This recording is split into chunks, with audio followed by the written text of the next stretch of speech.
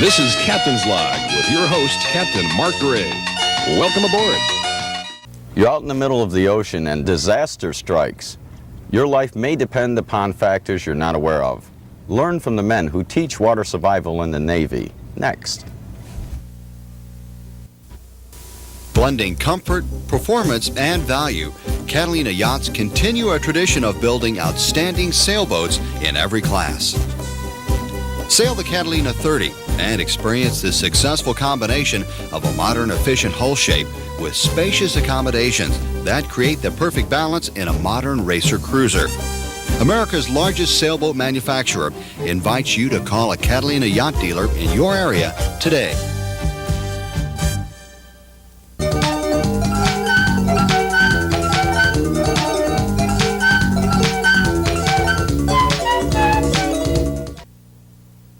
The United States Navy. Welcome aboard, John. Thanks, Mark. Could you tell us your job title and description? Well, I'd be glad to, Mark. I've been in the Navy now about 15 years, and the majority of my job, I work on survival equipment. Now that involves the test, the check, and the inspection, and the training of aircrew personnel and any other individuals that are going through flight training on how to use the survival equipment that we supply them, both personal mounted and aircraft mounted.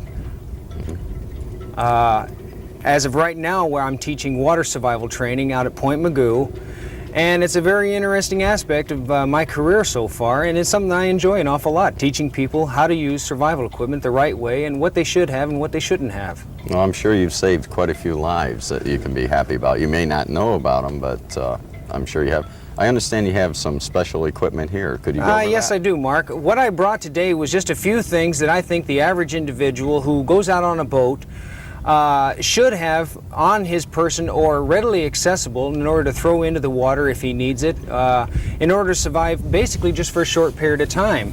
And the first thing I'd like to show you is it's a small medical kit. Now this is an item that anybody can get these pieces of equipment right out of a general first aid kit, but you'll notice that it's very small. Mm-hmm. Now the thing that's nice about this is it carries just the basic items they're going to need to survive, usually in a survival situation, such as minor cuts and bruises, and some of the things that are stored in this survival kit that we teach people how to use is Could you hold that up?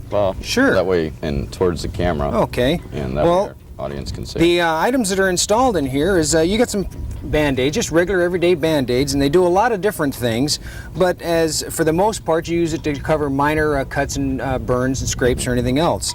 Also we put in a regular package of bandage. You can get those just about anywhere. Is that gauze? Or? Yeah, just regular gauze. You can pick it up at a regular store, pharmacy, anything store. like that, yeah. And then a small bar of soap, because if you're going to be out there for a while, it'd be nice to be able to wash some of the scum off. Is that ocean saltwater soap? Well, no, I don't know if sure. That's you can okay. say that, we can pass on that. And but then they do have saltwater soap. We should mention. Sure, I guess. sure. And we also carry in some surgical tape. Now, one of the things that's nice about the surgical tape is it can not only be used to apply dressings, but it can be used in a lot of other things to fasten covers over your body in an exposure situation. It can also be used to temporarily patch a life raft if necessary. So if you had a plastic trash bag Sure. and you're out there in the cold and the wet, you can huddle up into it and tape it down because the wind's trying to blow it away. Absolutely right. And that's something that I want to stress an awful lot is protection of the body, and you can use just about anything for that matter. Then we put in some anti-diarrhea tablets, and in the anti-diarrhea tablets, anything that will prevent the body from losing too many of its bodily fluids is excellent for that matter. So the main problem you're worried with if someone has diarrhea is actually the fluids going out of the body. Right, right. You remember, you want to try to retain as much of your fluid as possible, because once you start to lose your body fluids, you have to fill your body back up with fresh water or food or anything else, and you're going to be on a very limited amount of supplies that you do have. Let me ask this. Everyone, I think it's common knowledge that salt retains water in the body. And would it be worthwhile to eat some salt, or would it make you more thirsty and defeat the purpose? Yes, it defeats the purpose, and that's why you don't drink salt water, because what happens is your body is thriving for water, and what happens is it retains the salt and can't retain the moisture, and so in that matter, what ends up happening is your body becomes more dehydrated. caused by the salt itself. You have a strong thirst in order to drink more fresh water, which you don't have a whole lot of. And along those same lines, we've put water purification tablets inside here. Now you can pick those up at just about any Army surplus store, such as the like. I also understand you use 1 drop of bleach per gallon of water, like Clorox, chlorine. It can be, however, we don't recommend that. We've got the water purification tablets, and you can also make a condensing tool out of just a piece of plastic over a large raft. You can use it to condense the moisture and collect it underneath. Now, to explain that a little more to people, for instance, if you had the same plastic trash bag, perhaps you can put some salt water in the raft and tape the bag over a portion of the raft with a little rock or a weight holding the center down. You're put a absolutely cup right. under it, Yeah, let the evaporation collect and come down and fall in there. That's right. And it's a the very salt effective will means of remain doing behind. that. Sure, sure. And along the same lines, we put in some aspirin and some eye ointment and a few other things in there. And one of the other things that we put inside of it is a water receptacle. Now, a lot of people will look at this water receptacle, I don't know if you can see it, but all it primarily is a prophylactic. And the reason for that is because as small as it is, it can retain an awful lot of water, and we can put it in a small package. Now, anybody can build one of these small little medical kits, and I highly recommend that they do because of the usefulness involved with this. Now, I don't recommend using this for a primary medical kit on that basis, but I would recommend using it for survival situations. And again, you want to check this every 6 months to a year. Make sure that it's all good and it hasn't leaked out of the tubes or anything else. Or expired, the expiration dates. That's absolutely true. And you could probably, that's small enough, you could put it on your life vest. Right. That way if you fell overboard, you would have that minimal amount of necessary Absolutely equipment. right. Now, the next thing I'd like to show you is a general kit, and in this general kit, we carry an awful lot of small items that can be used to sustain life and also for protection. We carry some sugar-coated candy, and the reason we do that is because everybody knows that sugar is a high protein, and that's something to sustain life for a short period of time, and that's the primary reason why we put those. We put charms in there, and some Energets, and some chiclets, and things like that. And some of the other items that we put inside is a small signal mirror. We also put in mosquito head net and mittens. If you're in a southern exposure where there's an awful lot of insects, of course, if there's a lot of insects, you're pretty close to the land, so you know you're going to be saved pretty soon anyway, but it would be nice to have them. There is another water storage container. There is a metal match that you don't have too much of a need out in the open ocean to start a fire in your life raft, of course, but if it ever comes to a point where you have to be on land and have to survive, it's nice to be able to start a fire of its own. And so people that don't know what a metal match is, could you explain that? Sure. Well, the metal match, all it is just a small stick with a piece of flint, and then we give them a small tool on the inside to cause the spark itself. And by just taking a small amount of dry timber or anything like that, you can use that in order to get a fire started. It may sound a little archaic, but it's probably the most effective means of starting a fire because not everybody's got their own Bic lighter out there. And then we also put in some tweezers and some safety pins inside of it so that they can use that for fastening covers. They can use it for quick fixtures or anything else. And then last but not least is a real small wrist compass.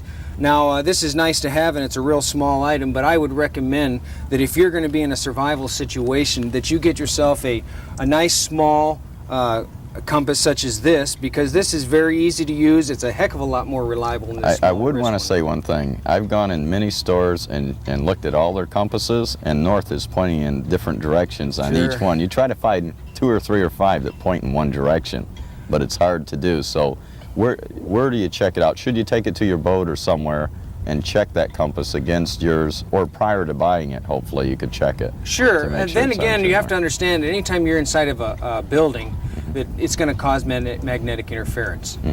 Okay, well, we're going to be right back after this with more survival equipment. This is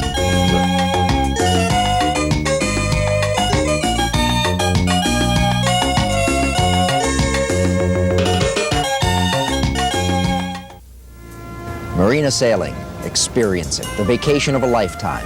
Islands to explore, sheltered coves to discover, clear water to enjoy. You say you don't know how to sail? Well, that's okay. because we've been teaching people to sail for over 25 years. In fact, we're California's oldest and largest sailing club with 70 boats and 3 locations to serve you. Come on down, take the challenge. We're Marina Sailing.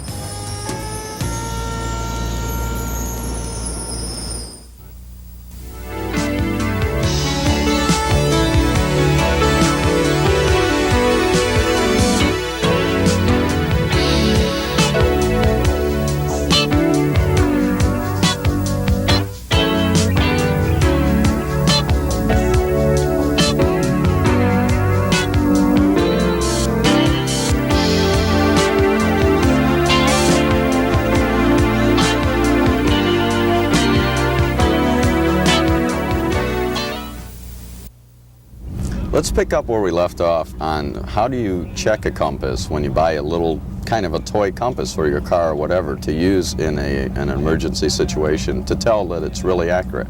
All right, Mark. Well, as you know that most places you go to pick up a compass, it's inside of a building, and traditionally there's a lot of metal around. Well, that's going to disorient your ability to check this compass actively. And my recommendation is try to take it out of the building next to a real good compass. Anything that's on a boat or anything that's outside of a lot of major metal structures, and test it. Make sure that it's as close as possible to the compass that you have available at your leisure that you know is a good compass. So it might be difficult if you're at Sears or somewhere, you know, in the middle of town to run down to the boat and test it. That's so right. I guess you would have to try to pick something that's good and take it down to your boat and test it that way. Yeah. And if it's not accurate, then take it back. That's my recommendation, and that's probably the best and safest way to do it. Some of the other things that I've brought today are signaling devices, and one of those is this strobe light. Now, this is what we teach the Navy people to use because it's a very effective means of identifying an individual down in the water, and it's primarily used for locating down individuals that are in the water, and it can be readily seen at far distances, up to 20 miles away. And how this operates is you just push the button down at the bottom, and it blinks on and off. It's very simple, works, and very effective. And one of the other things that we do with these is we put Velcro on the back of them, as we do with a lot of our survival gear, so that you can attach it to your vest or to your helmet if you have a helmet. As I do know, though, and you probably do, especially in 25-foot seas, gale winds, if something's not tied to you, that's absolutely right. You might as well throw it away. Yeah. So there is a spot I noticed on there for sure. a little, There's a spot here to tie it on. As you notice, we had a piece that was tied on here, and that's what you can get these just about at any yachting store. A lot of your sporting goods stores carry these items, and it usually lasts anywhere from 8 to 10 hours. Of course, you wouldn't have it going constantly at 8 to 10 hours, but it is a very effective means of You might see a signaling. plane or a boat and turn it on. Now, if someone were to fall in the water, I imagine at night, so that their friends can pick them up and increase their survival odds, that would be a necessity. So this light itself probably runs somewhere between $20 and $30, and it's probably one of the most effective means of locating someone in the water. Plus, you might want to carry an extra battery or two and check Yes. it from time to time. Yes, you could. A lot of people get out there with stuff and find the battery shot. That's right. Okay, and some of the other items that I like to show you is just your everyday pocket knife. A lot of people don't go out there. Now, this is nothing like a Rambo knife or anything like that, but you want a basic knife that has a couple different blades on it to perform different functions. You have a regular blade on it, such as this. You have a screwdriver blade with a can opener on it, and another blade on it with a sharp point. Basically, any Swiss knife will do the same thing. And try to get one that's made out of stainless steel. That way it resists corrosion a little bit longer. On a knife, I noticed when I was in the Marine Corps, I flew back seat in F4s and stuff, and we had all this survival gear hooked to us.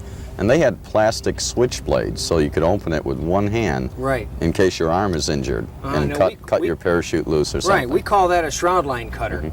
And I didn't bring one with me today because it's not readily accessible to the general public in order to attain one. My personal recommendation is to go with a knife like this because it does a lot of different things. Okay. One of the other things that we carry with them is a small pen light. A flashlight, whether it be this size or such as this size right here, is a very effective means. Now, if you're at sea at night and you're in a life raft in 15, 20-foot swells, there's going to be a lot of times when you need a flashlight in order to see something, like you got a piece of survival gear that you need to read instructions. Well, it's pretty difficult if you don't have a source of light, and that can be accomplished either by a pen light such as this or average everyday run-of-the-mill D-cell. I wonder how long the batteries will hold up in that versus the small one. Do you have any idea? Well, they're comparable actually. When you start talking about the new types of batteries that we have on the market nowadays, you can probably go and change the batteries once a year if you don't use them, but I would recommend changing them once a year anyway, you know, with the new energy So the cell. small one, you could actually carry that on your vest with a couple extra batteries in and take up less room and weight than the large. But, you know, that's just one of the other things. And then, of course, you've got another signaling device, it's a general all-purpose whistle. Now, a lot of people may say, what's a whistle going to do for me out there? Well, it does a couple different things, Mark. One of the things it does is it gets the entire group together to locate, because if you're out in the open ocean and you all have life preservers on, it's nice to be able to know where everybody is. And by using a whistle, you can do that.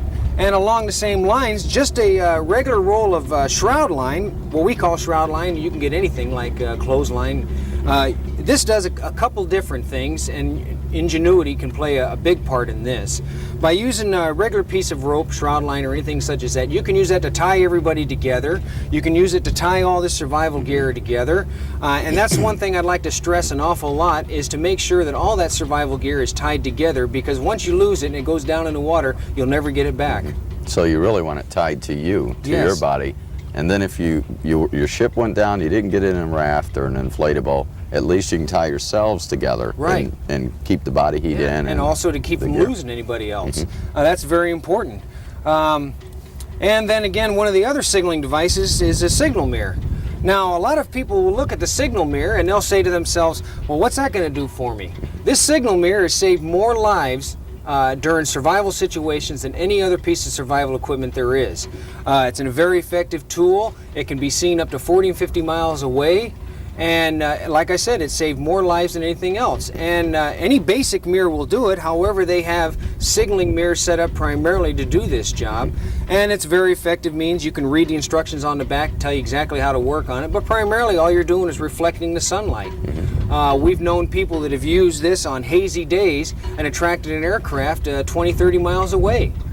I noticed there's a hole in the survival type signal mirror for your line, which of course you want. And there's also a hole in the center. We have about a minute and a half here of this segment. Could you tell us what that's for or how to use it? Okay, the hole in the middle here is basically just so you, the user, can use this to angle the light itself. Now, you know that you can take a nice sunny day and you can just about spot where the reflection is going to be.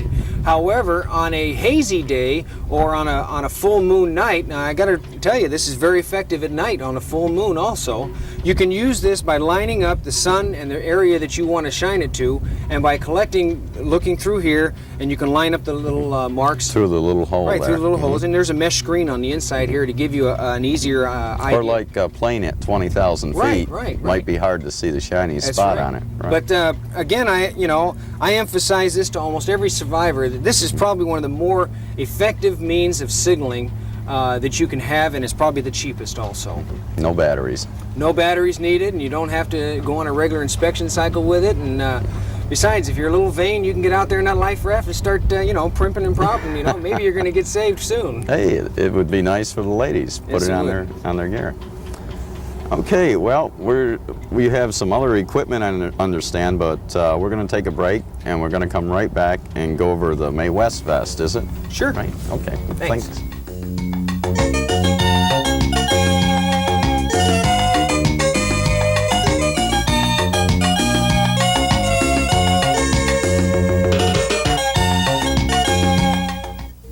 Ventura Harbor Village is a colorful waterfront complex with over 40 varieties of shops, international cuisine, and even a nostalgic carousel just for fun.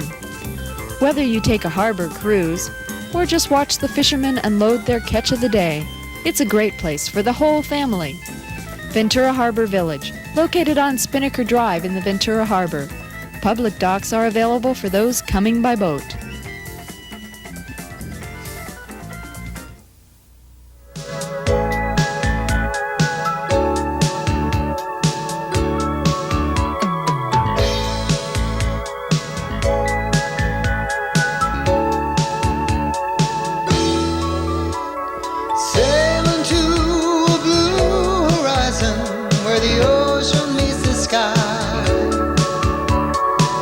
Looking to a new tomorrow, a life for you and I.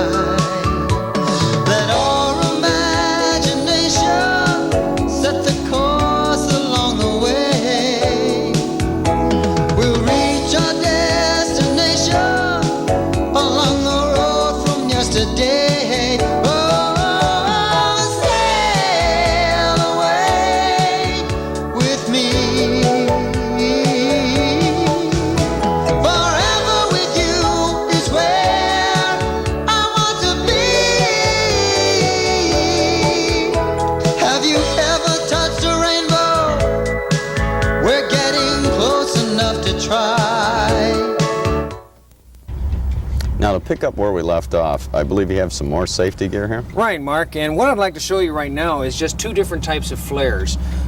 In the Navy, we use a pin flare. It's very similar to this, and you can pick up one of these items on the outside at a pretty reasonable price, and it's a very effective means of doing one of two things. The primary thing that's used for is a signaling device, and by that I'm talking about you just take a regular flare such as this, and you screw it into the end of the gun itself, and then when it's time to signal, you just release the mechanism, and it will fire the flare. Very effective means, goes to anywhere from 150 to 400 feet in the air, and can be seen up to 20-30 miles away depending on the conditions.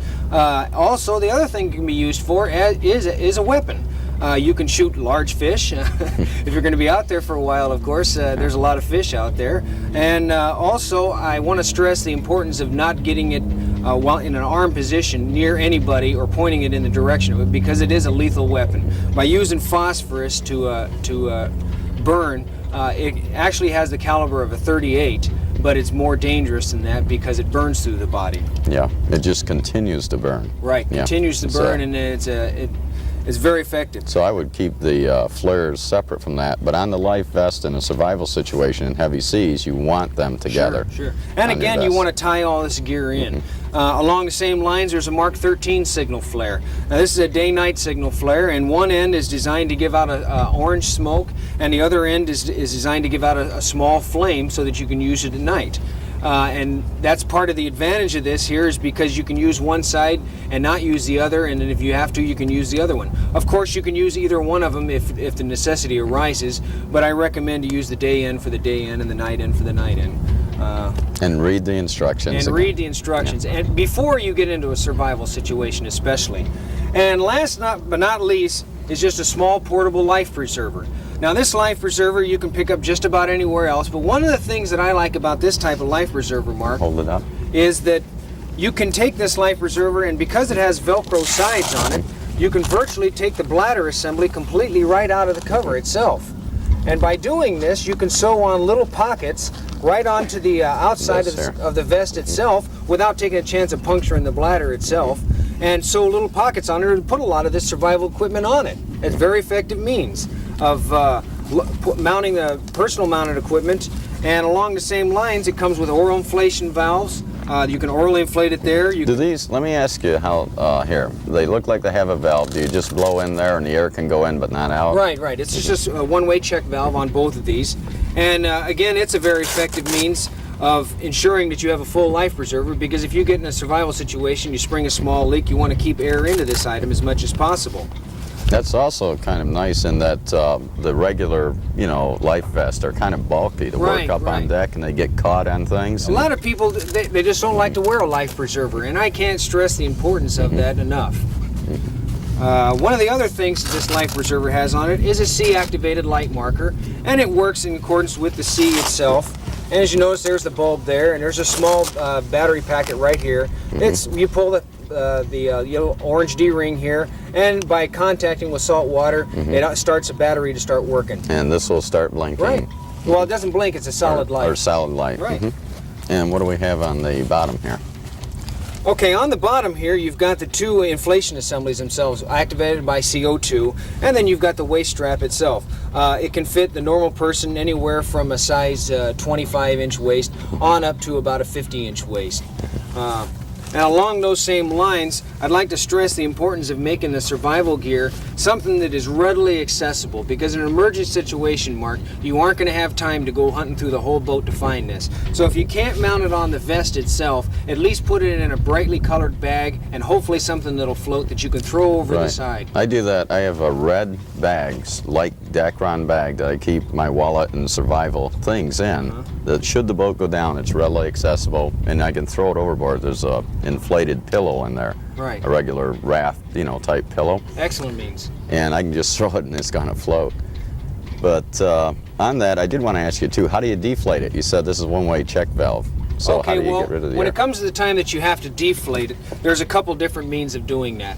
And primarily the easiest way is just to squeeze the assembly itself, and it'll let the air out. And on that note, we're going to have to go. I do appreciate your being here. Thank you very much, Mark. Watch Captain's Log and be safe. Thank you.